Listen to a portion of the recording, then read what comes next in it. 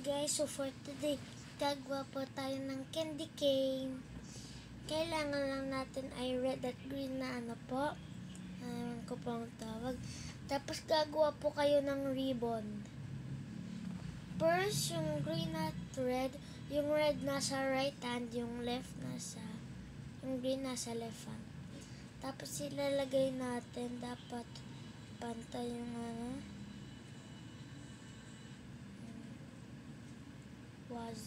wazi ba? Tapos, twist nyo lang.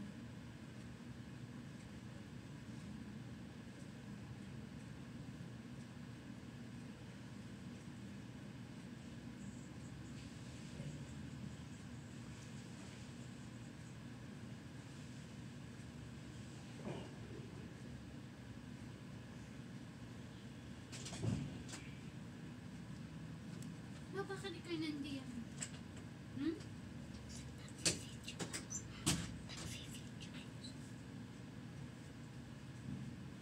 Twist nyo lang po.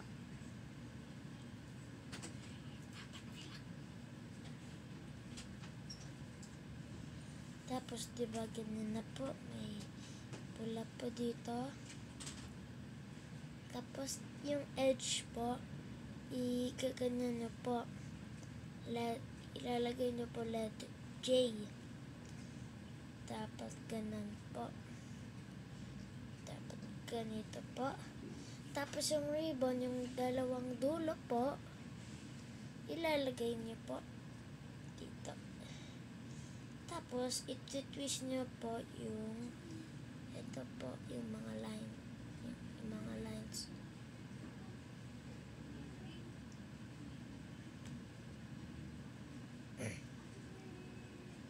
Yan, may candy cane na po kayo.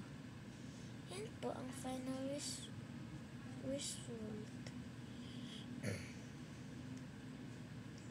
Yan po, candy cane.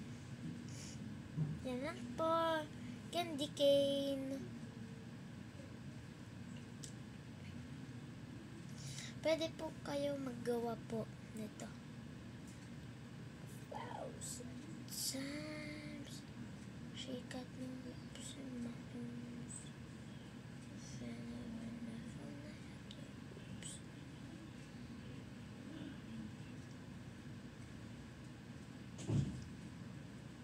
Okay, yun lang po. Bye-bye po. Candy cane tutorial. Bye. Subscribe to my channel.